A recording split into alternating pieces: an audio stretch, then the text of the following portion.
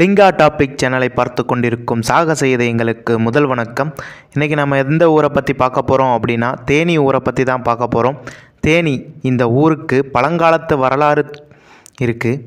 இந்த பகுதி சோழர்கள், பாண்டியர்கள், விஜயநகர பேரரசு போன்ற மன்னர்களால் ஆளப்பட்டது.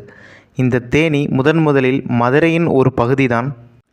1997 தான் தேனி தனி மாவட்டமாக உருவாக்கப்பட்டது. இந்த தேனி மேற்கு தொடர்ச்சி மலைகளின் அழகை தன் வசப்படுத்தியது. இயற்கை என்னும் தெய்வத்தை வழிபடும் ஊர். தேனி போல் சுறுசுறுப்போடு பயணிப்போம். இந்த ஊருக்கு சென்றால் இப்படி தேனியின் புகழை சொல்லிக்கொண்டே போகலாம்.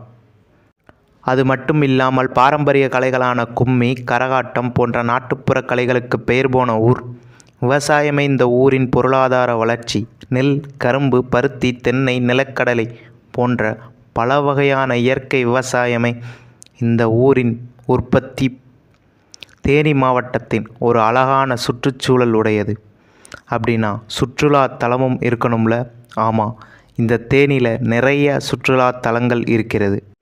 தேனி மாவட்டத்தில் மிக சிறந்த சுற்றுலா தலமாக உள்ளது வைகை அணை. இந்த அணை வருச நாட்டில் உள்ள மூல வைகை ஆற்றில் உருவாகும் வைகை ஆற்றை மறித்து கட்டப்பட்டது. இந்த வைகை அணை முல்லை பெரியாறு, வைகையாறு மூலம் திண்டுக்கல், மதுரை, ராமநாதபுரம், சிவகங்கை மாவட்ட மக்களின் குடிநீர் வசதிக்கு பயன்படுகிறது. இந்த வைகை அணை 1959 திறந்து வைக்கப்பட்டது. இது மட்டும் இல்லாமல் மேகமலை, சுருளி நீர்வீழ்ச்சி, கும்பக்கரை அருவி போன்ற பல சுற்றுலா தலங்கள் இந்த தேனி மாவட்டத்தில் உள்ளது. இந்த தேனிதான் இசைமேதை இசைஞானி இளையராஜாவுக்கு சொந்த ஊர். இயக்குனர் இமயம் பாரதிராஜாவுக்கும் கவிப்பேரரசு வைரமுத்துவுக்கும் இதுதான் சொந்த ஊர். இப்படிப்பட்ட இயற்கையால் சூழப்பட்ட இந்த ஊர் மதுரையில் இருந்து 75 கிலோமீட்டர் தூரத்திலும், ராஜபாளையத்தில் இருந்து 111 கிலோமீட்டர் தூரத்திலும் உள்ளது.